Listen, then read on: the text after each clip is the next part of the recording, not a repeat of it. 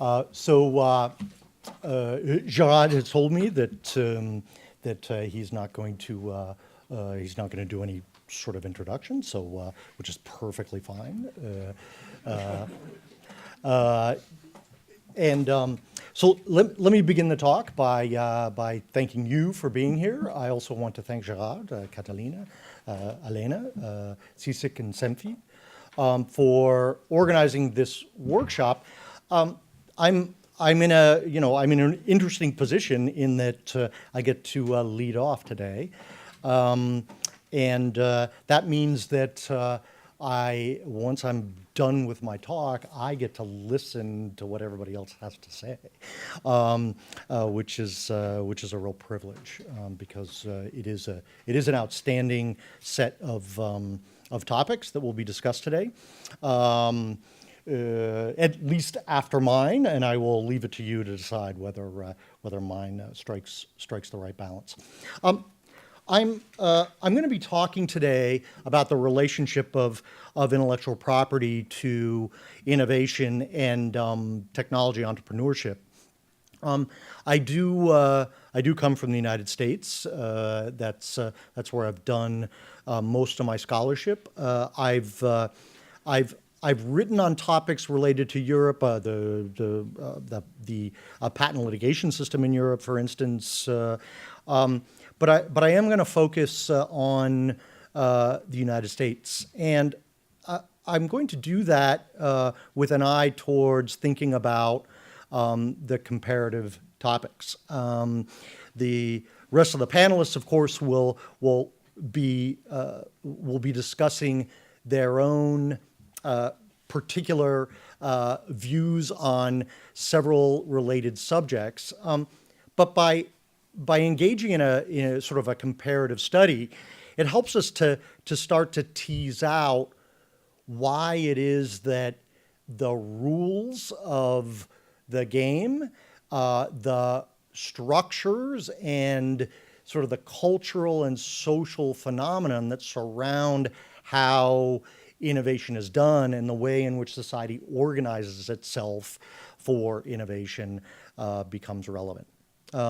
So with that as a brief introduction, I also want to be sensitive to something that Catalina and I had been discussing, for quite a while, and she introduced it a bit. I'm gonna say a little bit about what it was like to be the first chief economist at the U.S. Patent and Trademark Office. And so bear with me while I talk a little bit about that, and it will become relevant as the rest of the talk goes forward. So to put this in context, Catalina mentioned that by no means was the United States the innovator in this space. Actually, the European Patent Office, the EPO, was the innovator, and our colleague Dominique Gillec from the OECD in 2003-2004 span was the first chief economist at a major patent office. It's interesting, to look at this as an innovation and the diffusion and adoption by other actors. And so WIPO, the World Intellectual Property Organization in Geneva, the UK, Brazil, Australia, have all now adopted the chief economist in patent offices. In the United States, it happened in 2010. I was honored to be the first, as a colleague of mine said, to be Neil Armstrong, the first person to step on the moon, and that might be more of an apt analogy than you might think.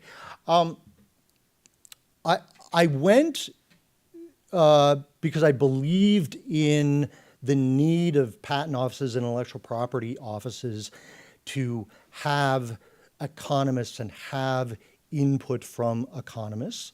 I also believed that the time was right in the prior administration and under the leadership that at that point at the USPTO, that I believed that it was going to be possible to actually make a difference and to do something important. And indeed, by the time I left 3 years later, the office, I was employee number one, the office that we created together had 12 employees. And so it was a serious effort. People took it seriously. And we created inside the office a means of supporting and doing research. With the understanding, of course, that we would never be able to do everything we wanted to do, because at the end of the day, a patent office has a primary function, right? And that is to examine patents and issue or reject them. And economics was always going to be sort of a small game inside such an office, and it is everywhere. But having economists and people talking to the research community is a mechanism through which offices themselves can get more involved in helping to educate researchers, but also to learn from researchers. And indeed, that's what we found was happening. So, quickly, a few achievements in those 3 years. Having a chief economist in the office was not only about research, it also had practical, internal, operational, and organizational, and production value. So while I was at the USPTO, the America Invents Act was passed and signed by President Obama, and it gave the USPTO fee-setting authority for the first time. And indeed, as I'm sure our colleague from whom we will hear within the next few minutes from Telefonica, I was telling him that I looked up their most recent U.S. issued patent this morning, and indeed, it was issued 2 days ago, and its number is 10,110,633. And the title is Method, Device, and Computer Program Products for Protecting Privacy of Users from Web Trackers. It's a title. So Telefonica is on the cutting edge of technology in exactly the place where we would expect them to be, serving their users and customers with these kind of inventions, and indeed, was forced to, I'm sure on many of its patents, suffer the additional fees that in my office I helped to impose. Okay, but it was very important at that stage for the U.S. Patent and Trademark Office to have economists in the office. We engaged in a lot of consulting and involvement. We did things like, for economists or even non-economists who know some economics, we had to engage in some of the first elasticity estimates. How much demand for our services would change as the price for our services changed. And this was something that that had really never been done at the office before. And so this is just the most recent of those. They're constantly updating now. The data are coming in, and we've been able to actually observe how applicants have reacted as fees have changed. So that's operational and production. And indeed, the USPTO is on a much better financial footing now than it had been prior to 2011. Other achievements, scholarship. We published in leading journals. Probably most important though, and the thing of which I'm sort of the proudest is with the support of the organization is we pushed an enormous amount of data out to the public and to the research community through research-ready data sets. In addition, we just didn't push the data and the information out there. We worked assiduously to try to, and to write these user manuals to give the community better understanding of how these data are actually created in the administrative processes inside the USPTO. And so it's, these various data sets and now more data sets are available for research uses. This was a mission, right? It was a mission of a public agency to act in the best interest of the public, not only by giving the public and entrepreneurs, frankly, access to data, a treasure trove of data on sort of the innovation history and innovation frontier, but also to researchers, to give researchers in the community better opportunities to do robust, meaningful research on the relationship of intellectual property to innovation and economic growth writ large. I've probably spent almost half my talk already. Yes? What's my time like? Have 20 minutes. I have 20 minutes left. Perfect, perfect. Okay. So now, having said all of that, let me get to the real juice of the talk today. So the first topic I want to broach is the topic related to this question, right? What is the relationship between intellectual property and innovation overall, writ large?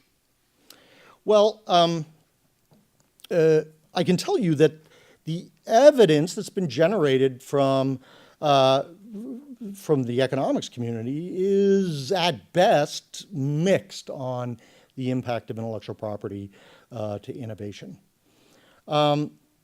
It turns out it's an extremely hard problem. And it's become actually harder with the introduction of the trade-related intellectual property rights international regime. And the reason for that is that now most of the intellectual property systems around the world are uniform. And so it becomes even more difficult to do the kind of comparative analyses that one might want to compare. Looking at when one system operates under a set of rules and another system operates under a different set of rules, right? What different outcomes do we observe? It's a vexing problem as well because oftentimes patents or intellectual property in firms come along with other things, sort of managerial practices, organizational practices, a lot of things in which we can't observe as economists.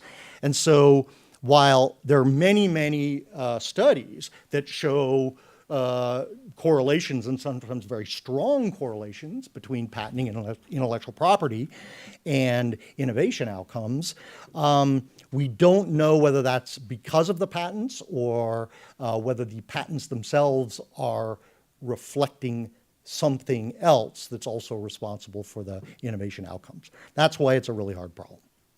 There are several studies that are causal, not just correlation. We all know correlation is not causation, but there are a few of them. And they go in different directions. And so it's hard to say definitively, writ large, it's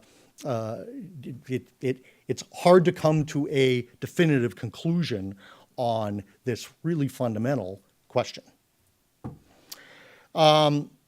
So, these studies, when they do exist, they tend to be studying very thin slices of the world. And while this is all true, we do see that intellectual property is widely used. And that's the basis for my next discussion. So I don't want to leave you with the idea that economists have learned nothing about the intellectual property system and innovation. There's been a very strong and robust community of scholars working on these issues since the 1950s. And there has been a lot of learning. And so let me just sort of push out some sort of stylized facts to you, some things that we think we sort of know at this stage. I was discussing already this morning, and something I think that will be touched on later today, oftentimes patenting intellectual property is used in evaluation of research, of public research. One of the things we have learned is that particularly patents offer a very useful, albeit quite flawed in many ways, means of measuring innovation. Patent documents themselves are incredibly rich in terms of understanding relationships among firms, inventors, technologies, et cetera, and so they really offer quite a rich set of information. But I'm sure you will hear from others today, and certainly I will say it, that they are by no means perfect. Another thing we think we know is that in terms of sort of transferring know-how among actors, right, in the innovation economy, that intellectual property and patents are a relatively unimportant channel through which information moves. In comparison to research publications, in comparison to conferences, in comparison to students who leave laboratories, institutions, and go out to firms. Patents themselves are relatively unimportant in the scheme of how knowledge gets transferred. In addition, and this all goes back to a sort of a fundamental and foundational study, which is now quite old, right? It's on the order of it's over 20 years old at this stage, but a survey that was done in the United States. There are many that have been done in Europe as well, but I'll talk about this one, in which the researchers asked R&D managers at firms in industries throughout the economy how they interact with the patent system, how they interact with one another, and the innovation system, and the findings are such that patenting tends to be sort of not terribly important across the span of industries, and so you can see here in this chart, right, that the patents are relatively unimportant compared to other things. And the thing I want to leave you with here for the rest of my talk is that patents are unimportant, but remember there's sort of a whole menu of things that innovators take advantage of, right? There are different means by which innovators seek to profit from their innovation and earn and recoup their investments in innovation. Okay. So, patent protection, sort of overall and across industries, might be relatively unimportant, but it's clearly important in some sectors. Pharmaceuticals in particular, but also in others, medical devices, chemicals, specialty machinery, specialty metals, et cetera, et cetera. So there are places in which patent protection is quite important. And the other thing that we don't fully understand, and we've gotten some data on more recently, again from several of the same authors that wrote and conducted the survey 20 years ago, is that while even if patents are relatively little used, if they are used on the innovations that turn out to be the blockbusters, right, that really deliver a lot of value to society and a lot of profits back to the firm, then that's an important thing that we would like to know. All right. And that's why context matters. And it gives me the opportunity to talk a little bit about my own research in the context of high technology entrepreneurship. So many of the surveys that were done and many of the studies that were done looked at established companies, incumbent companies in industry. A lacuna, a gap in our understanding really surrounded how intellectual property is used by small firms, young firms, and particularly startup companies. So with some colleagues, I took a year off and I went to the University of California, Berkeley, not a bad place to go for a year, and I worked with colleagues there on a survey and wrote this article. We surveyed young companies, surveyed their CEOs and CTOs across sort of 4 high technology areas: biotechnology, medical devices, semiconductors, hardware innovations, and startups that were in the sort of the software and internet space. So those are the 4 areas. And let me show you a little bit about what we discovered, what was reported to us by these folks. These 2 panels, the one at the top, we had 2 samples. Sample 1 was a sample of sort of all companies in the economy, right, that were 10 years and under. The venture sample, the one below, was an oversample, right, in which we oversampled on firms that had gotten VC funding, okay, knowing that, you know, those were and do tend to be high impact firms, the ones that are successful. And you can see here that the share of these young startup companies that hold patents in the United States, all in the United States, you know, is relatively high. And even in and among the software companies, the place in which we, you know, have long suspected that patents might not be working terribly well, you see, you know, in the population, a quarter of the firms saying that they have patents, and among the venture-backed companies, 70% of them, right? And these are not small numbers, right? The mean number of patents held by these companies, right, is relatively large. And the founders and transacted, founders statistic is at the mean, right? How many of the patents held by the startup company came into the firm from founders? And the transacted numbers are how many patents held by the firm came into the firm via a market transaction, right? Purchased in to the company, okay? So 5 minutes, excellent. So there's a lot of patenting among these companies. So, and these were the circles I was supposed to show you earlier. Okay, what use are patents in terms of competitive advantage or profiting from the innovation that these startup companies are engaged in? Here again, you have VEX is the venture-backed sample. The DMB is the sort of population of companies. And you can see that among the biotechnology companies, patents do tend to be important, particularly among those venture-backed companies, right? And other things sort of fall away, but first mover advantage, right, is quite strong. And secrecy here is quite strong too.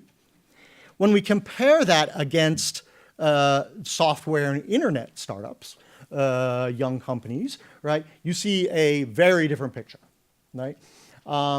Patents are sort of at the bottom of the list for these companies. First mover, very important.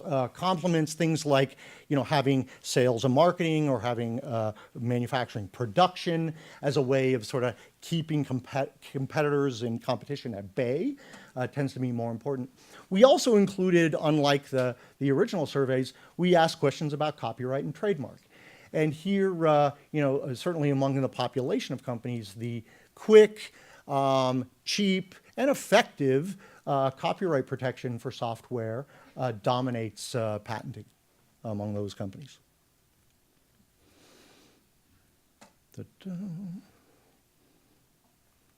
There we go. I'm going to give this short shrift because we're running out of time here. Let me just say that among those companies that were patenting, had filed at least one US patent, we also asked them why. Why were you doing this? And maybe not surprisingly, on the top row, generally you get this response, well, because, you know, because it stops copying. Okay, well, more interesting are these two other circles that I've highlighted here, right? Particularly among sort of the biotechnology companies, look at the extent to which they are saying it improves our chances of securing investment, it improves our chances of having some sort of a liquidity outcome, an IPO or an acquisition. Compare that against the right-hand row, which are the software and internet companies, okay? And for them, patenting does something about enhancing the company's reputation or the product image, right? That there's something related in the patenting to enhancement, right? To reputation. Now, given this finding that the role of patenting among startups in investment and financing, right, entrepreneurial finance. We had spoken to a number of venture capitalists before we went through the process of the survey, and we had a pretty good sense that this was going to be important. And so we asked a series of questions about the financing of these companies and about the relationship of them having patents to the funders. And this is what we found, okay? So this is just the venture-backed sample, okay? On the left, right, we have these scalars of, did you negotiate for funding with a particular source? C banks are commercial banks. I banks, investment banks. Companies would be corporate venture capital, companies that are engaged in venture capital. VCs are classic sort of private equity VCs, angel investors, friends and family. Now, on the right-hand side, right, you get in the sort of the aquamarine, the sort of greenish color there, right? You get the percentage of those that contingent on them having negotiated, did they get the money? Okay. Now these are venture-backed companies, right? High-quality companies. They've got venture, right? And so you get a lot, very high yield on it. But the blue on that right-hand side is an answer to a question by the respondents. Did your funding source that you were negotiating with express an interest in you having patents as part of the process of their decision-making for funding, okay? And you can see VCs, extremely important. Angels, very important, see upwards of 70%. Interestingly, commercial banks, okay? When you're negotiating for debt, right? 50+% of commercial banks were telling these young companies, we want to see patents before we're gonna engage in debt, right? Friends and family, okay? Something on the order of 36-37% of friends and family were telling these startups, we want to see patents before we're going to give you money. Now, of course, these are people who are venture-backed companies. One wonders what their friends and family are like. Probably not a completely representative sample, but still, right? It's interesting. And this helps to sort of better understand this nexus between patenting and funding for startups. And I'm almost done, Gerard, I promise.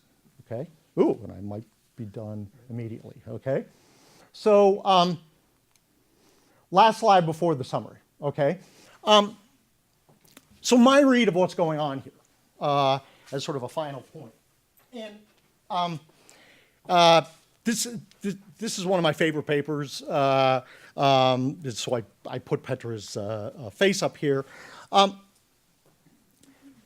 While patenting may not be important, it certainly is in some sectors, and there are innovators who rely on patenting being in the menu, okay? So this paper by Petra in the American Economic Review in 2005, what she did is interesting. You can see the title here, right? How do patent laws influence innovation? Evidence from 19th century World's Fairs, right?